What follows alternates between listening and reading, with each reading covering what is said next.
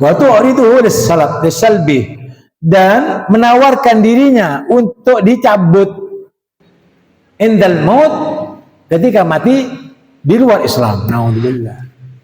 Jadi kalau orang bermaksiat, berbuat dosa itu pinginnya dicabut, mati dalam keadaan su'ul khatimah, itu maksudnya. Buruk matinya. Mati dalam keadaan mabuk, mati dalam keadaan mencuri, manipulasi, mati dalam keadaan membuat dosa dan maksiat. Matinya itu udah wajar. Walaupun dia kaya, walaupun dia pangkat jabatannya tinggi, tetapi kalau dia matinya tidak wajar, itu karena sebab dia banyak berbuat dosa dan maksiat kepada Allah. Kama waqa'a dzalika, dan sebagaimana terjadi hal yang demikian itu, wal iyadu billah. Kita perlindungan itu kepada Allah. Jadi Allah yang melindungi manusia dari jatuh kepada dosa. Mintalah perlindungan kepada Allah supaya kita semuanya bukan pendosa dan bukan ahli maksiat. Paham? Jadi mintalah perlindungan kepada Allah. Di katsirin minal mulabisina, kebanyakan dari orang yang pendosa itu, ya, wal musirrina, dan orang yang bermaksiat itu, fi qouli ta'ala, tsumma kana aqibatal ladzina asa'u su'ah, dan kemudian akibat dari orang-orang yang berbuat dosa itu akan mereka tertimpa dengan siksa buruk. Jadi dosa dan maksiat itu siksa buruk. Kalau yang buruk, walaupun dia dapat hartanya sedikit. Kalau dia dapat hasilnya sedikit, itu buruk termasuk. Bahkan tidak hasil, mencari rezeki malah dicopet orang uangnya. Kan buruk itu. Itu penyebabnya dosa. Jika kamu tidak punya uang, lalu kamu terjepit, lalu diminta sama orang, mau dikasih apa tidak dikasih? Kamu misalkan mau pergi ke mana? Ke Jember. Di terminal mau cari busnya belum datang. Tidak tahunya ada Bang Wes, Wan, saya sudah 2 hari tidak makan, Wan.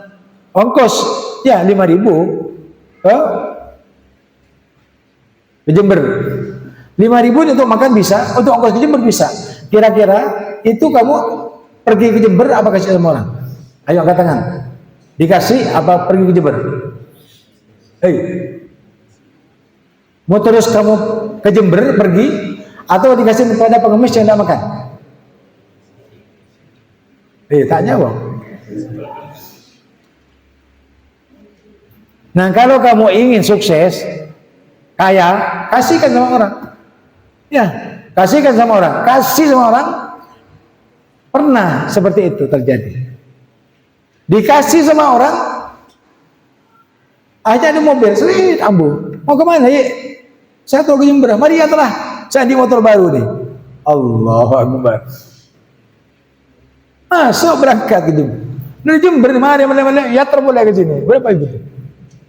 Ki beli fulus boleh apa? Bandi saya lebih beli mobil. Kalau kamu dermawan.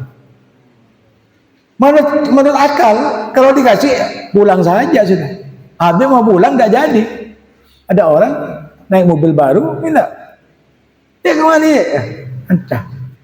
Masuk. Ya terus bisa. Karena punya mobil baru, pingin. Jangankan ke Jember, ke Surabaya jatuh. Kenapa? Baru bisa mobil. Sallallahu alaihi wasallam. Sudah diantar dengan cara yang ikhlas hati, bernyaman motor, kayak ngakak sana, mulai ya terus nyaman. Itu kalau baik. Kalau kita misalkan, enggak 5.000, tak cukup Pak, masak seboran Pak, laku nih Pak. Aku tak ganti kepok, berangkat berbes berangkat. Ya 5.000, udah Pak sana. Apa di penderitaan maksudnya? Kalau tidak baik. Itu pernah terjadi seperti itu. Jadi kalau kamu ingin kaya, sedekah saja. Ya, sedekah. Percayakan dirimu kepada Habib itu. Jika kamu suka sedekah, insya Allah, ya, semua dimudahkan. Rezeki yang kamu harapkan akan didatangkan oleh Allah Subhanahu wa Ta'ala. Coba takut, Beb, muntahan Beb, tidak ada janjian Beb, kayaknya ini, tidak usah alasan. Pokok din Allah itu harus dahulukan. Jadi pengemis yang datang itu disuruh Allah, bukan kemauan kamu, bukan tidak kemauan kamu, tetapi kemauan Allah.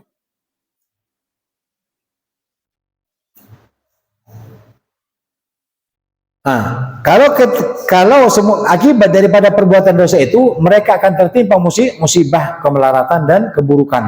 Kenapa, Bib? An kadzabu bi ayatillahi, karena sebab mereka itu berdusta, mendustakan ayat-ayat Allah Subhanahu wa taala. Ini ya, suruh jangan bermaksiat, jangan berbuat dosa, berbuat maksiat dan dosa. Itu mendustakan ayat-ayat Allah. Wa kanu biha, dan mereka terhadap Al-Qur'an, ayat-ayat Allah ini yastahzi'un, mengejek. Pelajaran Al-Qur'an. Nyindir. Ya, jadi saya ngajar kan tepegah. Pokoknya apa takomi tanda nerima pelajaran. Abid ya, abid. Ya, jadi Allah sudah membuka hati kamu. Hatinya Ustaz jadi tahu sifat-sifat kamu. Abid, abid ya. Ya. Jadi kalau orang yang beriman bertakwa itu kapanpun saja sampai pelajaran selesai, dan ketika selesai semuanya diraih pelajaran itu dibawa pulang untuk diamalkan sama-sama. Ya, jangan mikir tertentu. Kamu 1 bulan, benih sebulan 4 minggu, tapi 5 minggu. Dari kelebur ke kelebur 5 minggu. Ya, sudah gini Pak sekalian, sebulan 5 minggu sekalian.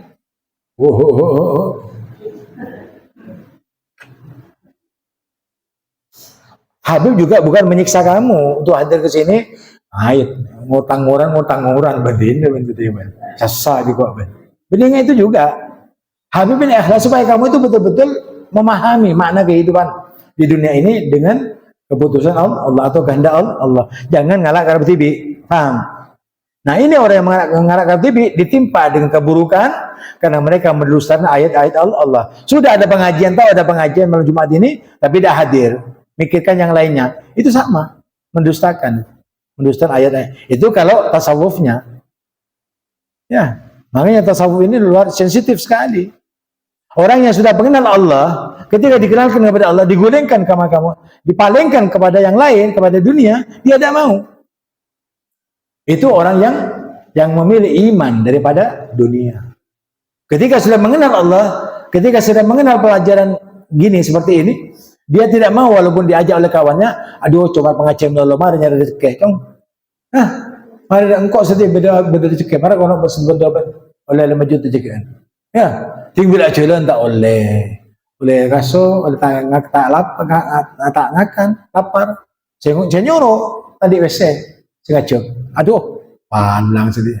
Bini palang sekalian, 2 kali kok palang. Tak ngakan, iya.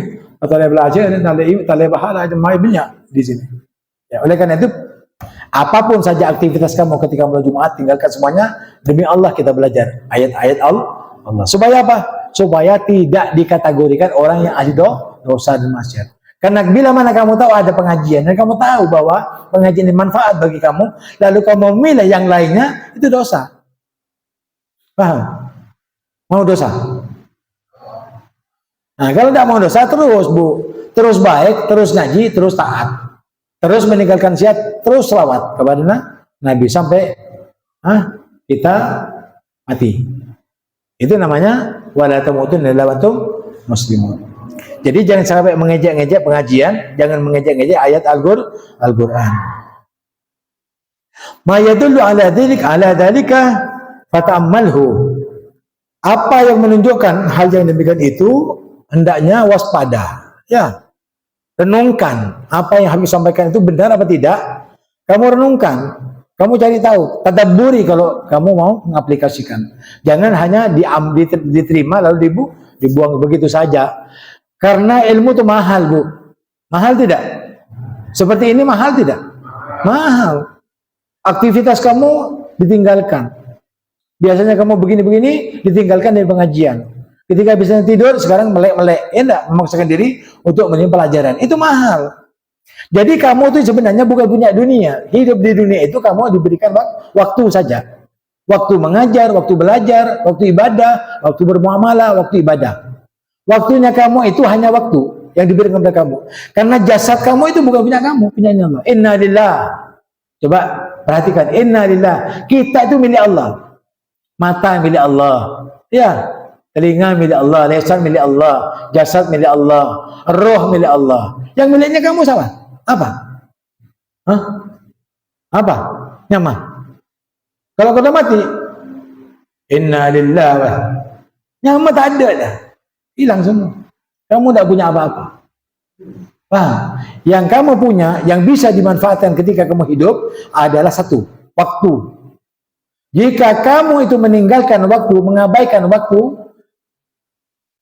atau apa? Menyepelekan waktu-waktu yang Allah berikan kepada kita, maka kamu akan terlindas oleh waktu. Al-waktu kasayf.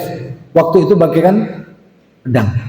Bila kamu salah sedikit, ya, lengah sedikit, disikat sama musuh. Orang berperang, tang, tang, tang, tang, tang. Pas kamu medem sekejap, medem sekejap, elang tak elang kita kan? Itu waktu. Kamu punya harta, uang, hilang berapa? 1 juta, hilang, bisa enggak didapat lagi? Tidak usah dipikir, hilang, tidak kira kembali. Tapi bisa diambil, dicari lagi, bisa. Tapi waktu kemarin bisa kembali? Tidak bisa. Bisa dibeli? Walaupun kamu punya dunia di isinya, yang kemarin tanggal, ya, kamu bilang gini, besok 2 Desember, ya, 2 Desember hari kelahiranku. Pas kamu bilangnya sekarang, ya, Beb, ingat Beb, saya mau ulang tahun. Kapan? 2 Desember. Wah, sekarang kan 14 Desember. Wah, masa Beb? Bisa beli? Tidak bisa. Bisa dirayakan? Tidak bisa. Hilang sudah. Waktu. Dulu kamu punya pakaian, punya sandal, punya sepatu, punya songkok. Waktu masih kecil seperti Ali, TK. Ada? Mana? Pakaiannya kamu mana? Hilang. Buang. Tak sedang. Iya. Dibuang. Bukan punya kamu. Kalau kamu misalnya mati, rohnya diambil sama Allah, jasadnya dibuang ke mana? Ke tanah. Mana punya kamu? Tidak ada. Rohnya diambil sama Allah, punya Allah, jasadnya masuk ke tanah. Jadi bangkai. Ya enggak? Mati kan bangkai. Tapi karena orang beriman kepada Allah SWT bukan bangkai lagi, mayit. Tapi tidak dikatakan bangkai. Orang yang mati itu karena sebab rohnya sudah dicabut oleh Allah Subhanahu wa taala. Nah, itu waspada kamu. Ya, renungkan apa yang sampaikan ini manfaat apa tidak. Kamu duduk sama Ustaz sebisa 1 jam ini manfaat apa tidak? Kalau manfaat, tidak ada alasannya untuk tidak hadir. Kalau tidak manfaat, boleh saja kamu tidak hadir. Ya, itu risikonya kamu. Itu kemanfaatan yang Habib berikan ini, yang Habib tawarkan, itu manfaatnya kembali kepada kamu sekalian. Wa khud nafsaka bimtithali awamirillahi ta'ala. Karena itu bertekadlah kamu semuanya dengan menjalankan perintah-perintah Allah Subhanahu wa taala. Dengan menjalankan perintah-perintah Allah, wa jitinabi maharimihi, dan meninggalkan semua apa yang diharamkannya oleh Allah Subhanahu wa taala. Wa in waqata fi syai'in minha, dan jika kamu terjatuh kepada perbuatan dosa, fatub ilallahi subhanahu wa ta'ala, maka hendaknya cepat-cepat bertobat. Orang yang Islam, ya, ketika dia punya iman, Islamnya dengan iman yang benar, ketika jatuh kepada perbuatan dosa yang kecil saja, dia kelihatan, tahu, kenapa saya berbuat dosa, langsung tahu. Orang beriman itu tahu ke dosa, lihat dosa, bahwa ini tidak pantas saya lakukan. Ketika melakukan, langsung dia taubat kepada Allah, dan itu dibuat heboh sama Allah. Ya, inilah orang yang beriman dengan iman yang sesungguhnya. Kenapa? Karena dia ketika jatuh kepada dosa, dia langsung kembali kepada Allah dengan tidak mau berbuat dosa lagi. Itu orang yang hebat, ya enggak? Orang yang hebat seperti itu. Jangan jadi orang yang seakan-akan tidak tahu kalau dia berbuat dosa. Seakan-akan dia tidak pernah berbuat dosa. Orang yang semacam itu namanya orang yang apa? Orang yang sudah tertutup hatinya untuk menerima apa? Menerima iman dan Islam. Ya. Wa alaika alla tazala haifan wajilan min su'il khatimah. Dan hendaknya kamu selalu khawatir atau takut. Hendaklah ada pada dirimu rasa takut, ya, mati dalam keadaan su'ul khatimah. Atau hindarilah kamu mati dalam keadaan su'ul khatimah. Dengan apa? Dengan selalu taat kepada Allah. Taat kepada Allah diharap bisa masuk husnul khatimah. Itu caranya takut. Takut mati su'ul khatimah dengan cara apa? Dengan melakukan taat dan meninggalkan dosa serta maksiat. Itu namanya takut. Takut mati dalam keadaan akhirnya mati dalam keadaan kafir. Fa innallaha muqallibal qulub. Karena sungguhnya Allah itu dapat membolak-balikan hati manusia. Sekarang kadang-kadang beriman, ingin ibadah terus. Seakan-akan paling semangat Allah saya. Tidak ada yang lainnya. Paling semangat saya. Padahal ya, abang Ki Buru tahu. Ya, jalan. Sudah menyatakan saya yang paling semangat Allah. Padahal Allah itu membolak-balikan hati. Jadi ada X bar. Ada X1, X2, ini ada X barnya. X1 ini di bawah sini kekafiran. Jadi Islam ini di sini, dari X1, X2. Ini X barnya, pertengahan. Iman itu yazid tambah yangus ke bawah. Kalau keluar dia kafir. Paham? Atau munafik. Al-iman yazid wayan, kadang-kadang bertambah, kadang-kadang berkurang. Katanya ya Imam Haddad, bagaimana kalau kita bertambah? Ya tambahkan amal baikmu. Bagaimana kalau iman kami berkurang? Yang telah dikerjakan jangan ditinggalkan. Walaupun kamu menguranginya. Contoh, kalau sholatnya itu setiap malam 50 rakaat atau 100 rakaat, jangan kamu tinggalkan ketika kamu malas, ketika turun itu iman, kadarnya iman, jangan kamu tinggalkan sholat tahajud walaupun 2 rakaat, itu maksudnya. Ketika naik, yazid, al-iman yazid, imanmu bertambah, semangatmu bertambah untuk ibadah. Ketika kamu 100 setiap malamnya, tambah menjadi 200 atau 500. Paham? Nah ini ada X-barnya. Ada batasan. Batasan itu perlu. Ya, imannya kamu harus diukur-ukur. Kalau tidak, kamu tidak ngerti, lupa. Lupa terhadap dirimu bahwa hidup ini antara makan, minum, dan sholat. Tidak ada yang lainnya. Tapi kalau kamu di program, saya harus begini, harus begini, harus begini. Capaiannya kamu itu dapat sampai menembus ridha Allah Subhanahu wa taala. Itu. Jadi jangan apa namanya? Jangan apa? Pasif. Hidup itu tidak boleh pasif. Ya, tidak boleh pasif itu saja. Ya, tapi berkembang. Seperti kemarin kamu belajar sini. Sekarang tidak berkembang tidak? Hatinya kamu berkembang tidak ilmunya? Berkembang. Ibadahnya berkembang tidak? Berkembang. Kebaikanmu berkembang tidak? Nah, jangan-jangan kamu itu terus ngaji, terus selawat, tapi tidak berkembang-kembang. Jangan kembang kempes. Ini bukan nafas ini. Tetapi ini pacuan untuk mencapai ridha Allah Subhanahu wa taala. Kalau kamu berpacu, kamu lebih cepat dapat. Oleh karena itu jangan kamu malas-malasan di dalam belajar. Karena pelajaran ini adalah suatu waktu yang bisa dimanfaatkan untuk menimba ilmu. Agar bertambah amalia kita kepada Allah Subhanahu wa taala, untuk Allah Subhanahu wa taala. Yahdi man yasha, Allah yang memberikan petunjuk kepada orang yang dikehendakinya. Amin. Allahumma. Kalau Allah telah memberikan petunjuk kepada kita karena kita belajar seperti ini, yang bahkan yang dipegang adalah kitabnya Allah, kitabnya Rasulullah, kitabnya ulama al-amilin wasalihin, maka wa may yattaqillaha yahdi qalbah. Kalau kamu mencapai pembelajaran ini karena sebab ketakwaannya kamu, niscaya Allah akan langsung memberikan kamu pelajaran langsung kepada hatinya, sehingga hati itu bisa paham. Sedikit disampaikan, berkembang itu ilmu sampai kemana-mana. Itu kenapa? Karena ada bantuan daripada taufik dan hidayah Allah Subhanahu wa ta'ala. Oleh karena itu mintalah hidayah kepada Allah.